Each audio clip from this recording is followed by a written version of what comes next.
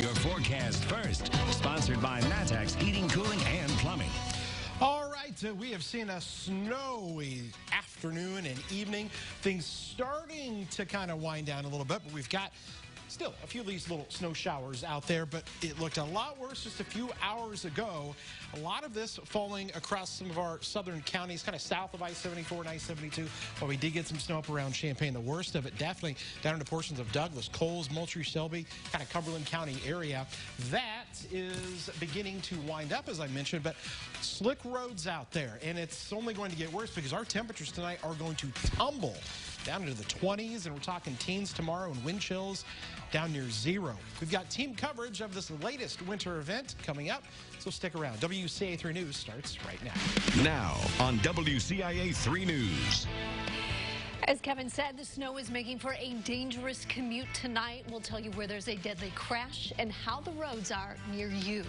And also, high school sports have the green light to play. Tonight, the big news, we now know when those athletes get to start competing. And we told you about a string of car break-ins and thefts, how police say this missing truck is connected to those crimes. You're watching your local news leader. This is WCIA 3 News at 5. Today's winter weather is causing big problems on the roads, making it a busy afternoon for police. Good evening. I'm Paul Cicchini. And I'm Jennifer Roscoe. The snow has caused a lot of accidents throughout the area. We have team coverage for you tonight. WCIA 3's Bryce Beeman is in Effingham with a deadly crash. And Chief Meteorologist Kevin Lighty in the Tracking Center. First to Kevin. Okay, so things starting to slow down. That's good. Yeah, winding down here a bit, but I tell you what, that snow came down in a pretty good clip, and the timing of it not great there into the late afternoon. A lot of cars out there, but notice on the radar, you're getting way less in the way of that blue color, which is the snow. Still snowing pretty good down closer to I-70, Edgar County, down near Casey. And as we take a look at our camera network, several of our cameras have snow on them. And specifically, we look at Mattoon here, and definitely down into Coles County, you can see, look at the roads there. They definitely are snow covered, so be careful if you're heading out and about, as they picked up a couple of inches of snow down there as well. What we're going to do is send it out to meteorologist Jack Griffin. Jack, you're in the back parking lot here in Champaign. Yep. We've had a little bit of snow out there tonight, but not a ton. Tell us about what you are seeing. That's right, Kevin. We don't have very much snow here in Champaign-Urbana. Really, if you're along and kind of north of I-74, you just did not see much of it. We got a coating in our parking lot, and on the cars that weren't moving and not warm, they have a little bit of a layer of snow there. But for the most part, things have been very light. But like you said, the problem today not necessarily was the amount of snow. It was just how fast it came down.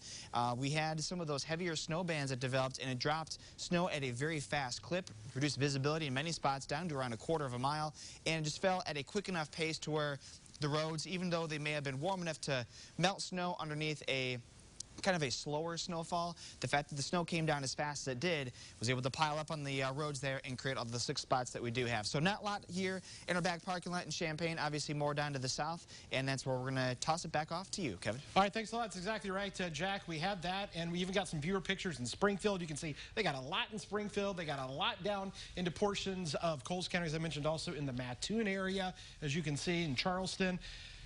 Down to the south, it has been the worst down there, and that's where we continue with our team coverage tonight. All right, Kevin, thank you so much. Yes, like you said, down to the south, it is worse. One person was killed after a crash on I-57. WCIA 3's Bryce Beeman live from Effingham right now. Bryce, that was just one of many accidents today. I'm in Effingham off Interstate 57. A deadly car crash took place around 1 in Neoga.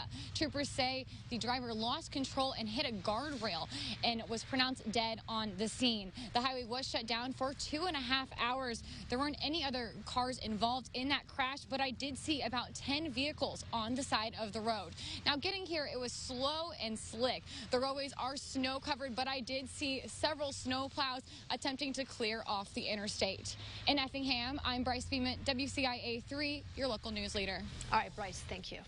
So here's a look right now at road conditions across central Illinois. The areas in dark purple covered with snow and ice. That includes the Springfield area. The areas in pink are mostly covered, which includes Decatur. Those spots in blue are partially covered. Now, to stay up to date with the latest weather conditions near you, download the WCIA 3 News and Weather apps. Now on to our other big story of the day. High school sports have that all-important start date. Last week, Central Illinois athletes and coaches found out they were cleared to play in Phase 4.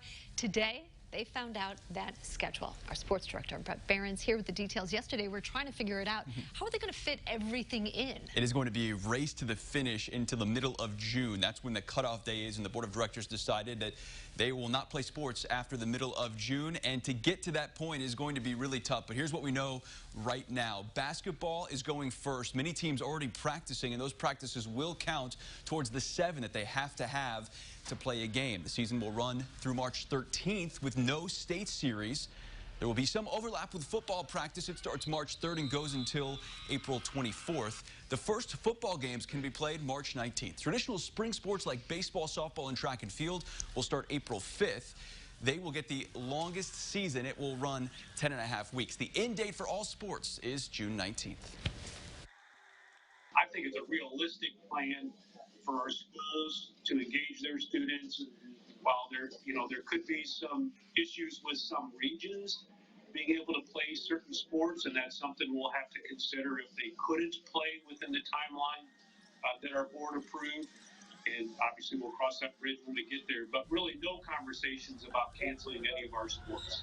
And that's positive news that the IHSA wanted to get all of the sports in. These sports do have to be in Phase 4 for the high-risk sports. That's basketball, football, and wrestling for them to happen. And Craig Anderson mentioned that it's unlikely we'll see a state series for any sports this year. The low-risk sports such as baseball, softball, those types, track and field, have a potential, but he said it's not likely. So at this point, I think all high school athletes are just going to be happy to play. But we still don't know if all districts will let them play. Correct. This is up to each district. That goes along. They can let them play. They can allow fans in or not. They're trying to give the districts control and let them have some sort of decision-making as well. And we're going to find out if that's going to happen. Yeah, we'll have much more at 6. All right, thanks.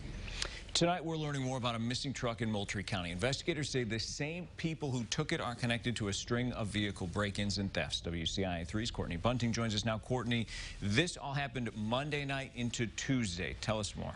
That's right, Paul. Whoever did this was first spotted in both Dalton City and Bethany. Investigators say those suspects were in this stolen car. That was between 12:30 and 1:30 Tuesday morning. That's the car right there. The Moultrie County Sheriff says that same car was later found in Lovington. Then just 2 blocks away from where the car was found, a truck was reported stolen from this garage. As we've been conducting this investigation, it seems, becoming more aware of other small towns along the way, supposedly maybe Warrensburg or Latham area, other small towns where this has occurred. Now, later at 3 a.m. on Tuesday morning, 8 miles away from Lovington, another garage was broken into in Hammond. Mike Brown was shot and killed. Police haven't released anything connecting the same suspects to this crime who were involved in those vehicle break-ins and thefts. But the Moultrie County Sheriff says it's something they're looking into, that possibility. Investigators also say they believe at least 3 people were working together on those stolen vehicles and thefts. But again, they're still looking for that truck and looking for the people involved in those break-ins. Live in the newsroom, Courtney Bunting, WCIA 3, your local news leader. Courtney, if you get any updates, please let us know. Thanks. Now, if you do see the truck, do not approach it. Instead, call the sheriff's office. It's a dark gray Ford F-150. The license plate is right there on your screen. Where there's smoke, there's fire. That was the case at a Springfield home last night. It happened near Hoover and Henry Streets. Fire chief says they sent a truck to check out a report of smoke and found the back of the house on fire. They called in extra help. One person living there that wasn't hurt. There's now a way to get more people vaccinated for COVID. How someone made sure every kid was able to play regardless of cost. Oh, that was 2 different things in the prompter at the same time. But we will have both of those stories right after this.